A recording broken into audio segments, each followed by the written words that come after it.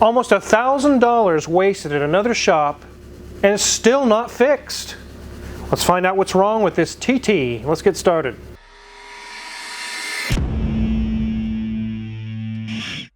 This is a 2012 Audi TT Premium Plus. It's in really good shape. It does have a few little things against it, I guess. The customer hasn't been able to drive it for a while now because it just doesn't run right. It has hard starting issues. They've had it to another shop, almost $1,000 invested in trying to get to the bottom of this issue, and it's actually worse now than it ever was. And they brought it to Omega. They were like, take your time. We haven't been driving it for months because we're scared to drive it. It won't run half the time. If it does run, it runs really rough. What is wrong with our car? And they brought it from quite a distance away. So let's take a look around this Audi, and then we're going to dive in to figure out, which I already kind of had an idea, what's really wrong with this and how it's going to cost thousands to fix it. So here at the front of this TT, you can see it's got a lot of dirt and it's been rained on a lot. It's been sitting for a while because the customer can't drive it. You can see right here, this little corner grill area is missing, and they mentioned they're going to take care of that if they can at least get it to run right. But otherwise, it's actually in pretty good shape. It has some D wheels. I'm not sure what that says. It says Clausen D. ID, that's what it is, Clausen ID. You guys can let me know in the comments what those are, if there's anything special about them. This is a next generation TT, a little different look to it. I actually really like it. Kind of like the R8 that's in the background. Similar to that style, but the TT is not an R8 for sure. And equally down the passenger side, it's not dented or rusted or beat up. It really can be a nice car if we can just get the thing to run right. Let's take a look at the interior. Okay, legends, 92,364 miles. So not a whole lot on here, but enough that we've got some issues going on, some serious issues. And we can see a little bit of dust up there. And again, the owner says he's going to make sure this is tip-top shape once it's running in tip-top shape. But everything isn't good other than that layer of dust, but that's easily, cleaned off. We have a nice Audi Navigation Plus stereo system there, and we've got simple dial controls for our HVAC. And here we can see our gear selector, and while it looks like this could be a manual car, 'tis not. It is an automatic, but the gear selector does have reminiscent look of a manual shifter. As we move back, you can see we have our e-brake, a very microscopic armrest just for the driver, and then we have our cup holders full of little whatnots that the owner has. And as you look at our seats, yes, they do show some dirt, but again, the camera picks up every flaw, every blemish, so much better than the naked eye, it seems. But otherwise, it's looking great. It does say S-Line right there, embossed into the back of the seat. The door card is looking very nice with Alcantara in that center section. And the back seat is in really good shape because it looks like nobody rides back there because, well, nobody really can ride back there. The space for feet, it is not existent. The headliner is in good shape, nothing going on crazy up there. And here we are back at our steering wheel. It says S-Line down here at the bottom, but otherwise, again, just needing a good cleaning. That this interior is presenting very well today. So I'm really curious what's going on with this car. Let's get this up in the air, see what's going on underneath. So before we dive into what's wrong with this, why won't it run right, why does it have trouble starting, let's do a quick inspection underneath and make sure we don't have any fluids leaking or any serious issues that could indicate what's going wrong. Looks like there's a belly pan or something missing here. Something's supposed to screw on. I don't know where that is, but it's not here. I don't see any major leaks going on. Here's our radiator core support area with our fans. No radiator fluid going on there, or coolant, I should say. Here's our engine oil pan. There's a little bit of sludge going on there. That's just probably from an oil change, because here's our drain plug. Luckily it's not loose. Here's our transmission. Let's check our wheels. Brakes are about 90% remaining. This is a Quattro, which is all-wheel drive, so it has CV axles at all four wheels. These boots look good. Sway bar link is good. Nothing loose. These boots are good. Nothing loose there. Brakes, 90%. And as we come to the back, we can see we have some weird exhaust. It comes to one single exhaust, and then it goes into two. One side has kind of a resonator chamber or something, the other side is straight, then back into one again. It's kind of a strange design there. And here's our drive shaft to the rear. Nothing loose there. Wizard, why are you touching other people's shafts? Well, it's the car shaft, not other shafts. I don't know why this is dangling. It should be snapped on here. There we go. I do see it looks like a new fuel filter, which we might see on the list of repairs that were done at another shop. Our exhaust is all intact. I do see some slight seepage coming from the differential, the output seals. But this wouldn't be anything worth a big teardown. It's not even really worth mentioning, other than you can visually see something there. CV boots are good. Look at this tiny CV boot, Mrs. Wizard. That is just the cutest little thing. Tiny little thing, yep. Shocks look okay. Brakes are about 80% in the back. No loose sway bar link there. Brakes are good. CV boots are good. Nothing loose. Everything's good. So I don't see much underneath here that's going to show us what's wrong with this car, but we definitely did a quick inspection to make sure there's no serious issues. Let's get this thing on the ground and dive into this problem and show you guys what's really wrong with this Audi. So I have the list of repairs that were done at the previous shop. Obviously I've cut off the name of the shop because I don't have time for lawsuits. But we're going to show how they took it in for it having trouble starting, running rough. And what was done, this is what we call the parts cannon. It's just kind of just grabbing at things in the air and hopefully something works. Let's take a look. Here we see check engine light on, misfire codes. They replaced spark plugs and coils for 135 bucks, a compression test, all cylinders 150, 160. Engine flush, clean out engine, smoke test, fuel pressure test. Here's the coils they replaced, the plugs.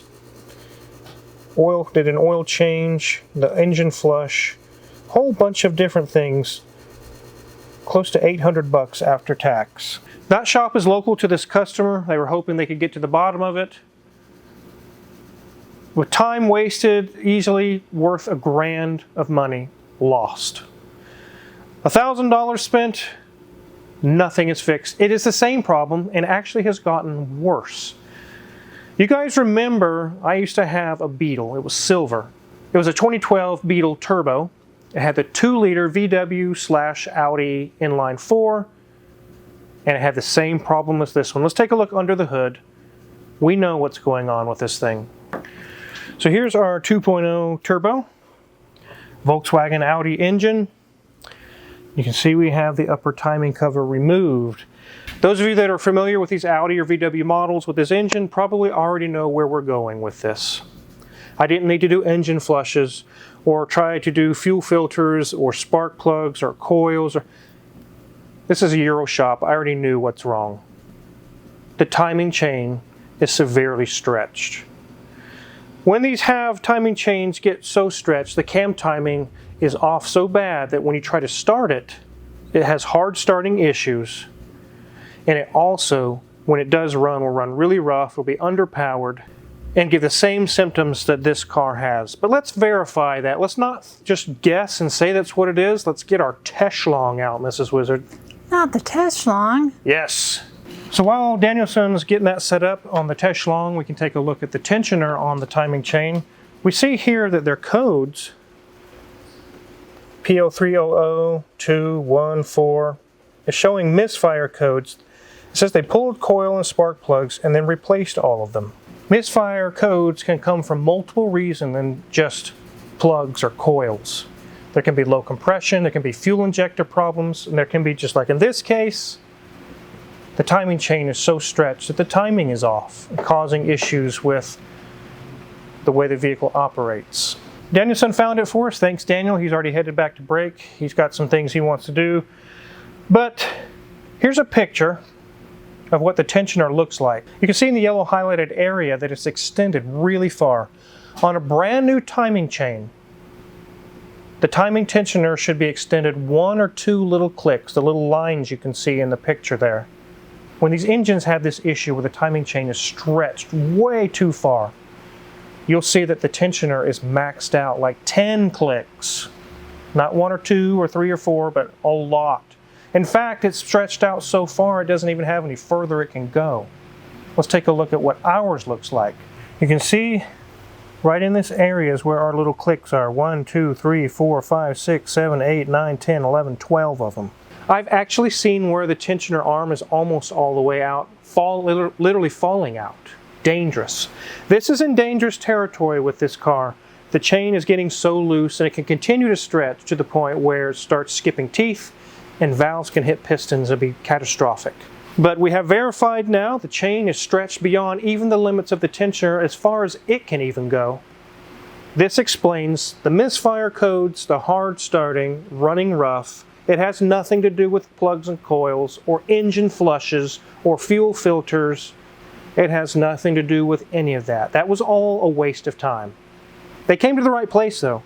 We have the answers. Unfortunately, sometimes after you've spent a lot of money and you finally take it to the guy that can get the answer, you only find out now it's time to spend even more money than you ever imagined.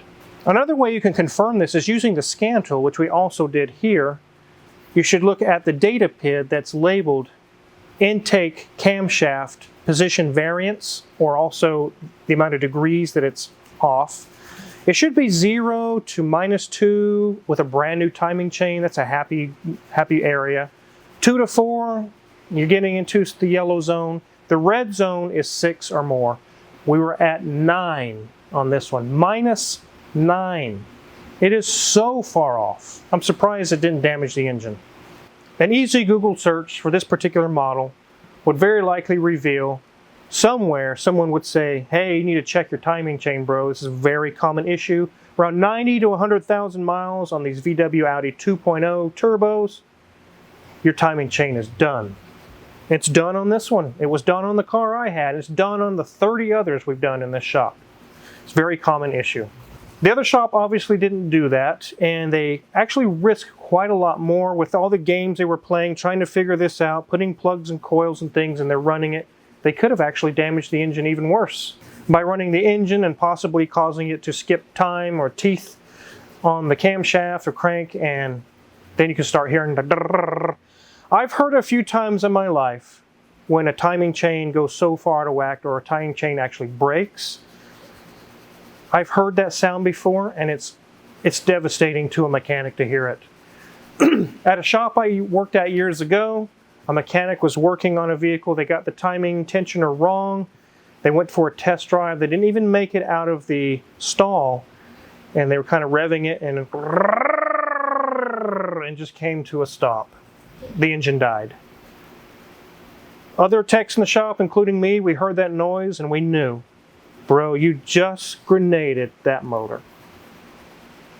Obviously we fixed it and made it right, new cylinder head, everything. I didn't own the shop at the time, I was just working there, but this tech got in a lot of trouble. So this just came in yesterday, Danielson checked it over. We had the answer very quickly. We called the customer and told them the bad news. What's it going to cost to fix this? Now we know exactly what's wrong with this. It's not a guessing game. We know what's wrong with it. The timing chain kit and everything involved, the parts alone, just the parts, quality OEM parts are $1,000. That's all the new bolts, the guides, the tensioner, the oil pump, the chain, everything is $1,000. Then you got the labor to take this all apart, and you're going to be close to $2,000, higher, possibly $3,000. We don't know. Once we get everything apart, I've actually had things taken apart, and you say, oh, we found this, we found that. So we told them $2,000 to $3,000 range. Hopefully we lean towards $2,000. The customer said, that's terrible because I already have $1,000 into this. I wish he would have brought it here in the first place. I can't do anything about that $1,000 that was lost at the other shop. I don't run that shop, I don't own it. It's a sad deal, I really hate it for the customer, but there's not much I can do about that. The good thing is that money wasn't totally wasted, because now at around 100,000 miles, when it's usually time for coils on an Audi, he now has a new set of coils, new plugs, so that part's done, he won't have to worry about it. We did get the go-ahead to do the timing chain. Once we get that solved, this car will run like a top again, and it won't have all of this dust from sitting all the time. because it'll be drivable and happy and running again. So I'm glad they brought it here so we can finally get it diagnosed correctly and get the guaranteed concrete answer. Danielson will be doing the job. He'll get it back in shape. This car will be gone. But we definitely wanted to do a video for you guys to show you how you really need to research the shops you take your vehicle to, because you could inadvertently lose, like this customer, hundreds or maybe $1,000 or more dollars and still have nothing fixed. The trouble you can get into is where there's a local small shop that focuses on domestic cars, maybe Asian cars, and you bring them an Audi or a Mercedes-Benz and say maybe they'll figure it out. No, they probably won't, because they're not familiar with these types of vehicles. Take it to a Euro shop. But that's going to cost more, Car Wizard. Yes, it will, because people who specialize in these cars have all the tooling, all of the information, everything at hand to properly get the answer you need without wasting your time or money. So you say, well, it's more expensive to come here than it was at that place. But that place, they lost $1,000. Have they saved any money? Nope. And if you're curious what kind of tools we're going to use to work on this Audi, or that Audi, or that Hellcat, or any other car that's in the shop, check our Amazon affiliates link in the description below. There's a link to it. A lot of the tools we use in the shop are for sale there. If you purchase anything there, we get a small cut and really appreciate it. Make sure to hit the subscribe button, because there's so many more cool videos to come. Thanks for watching.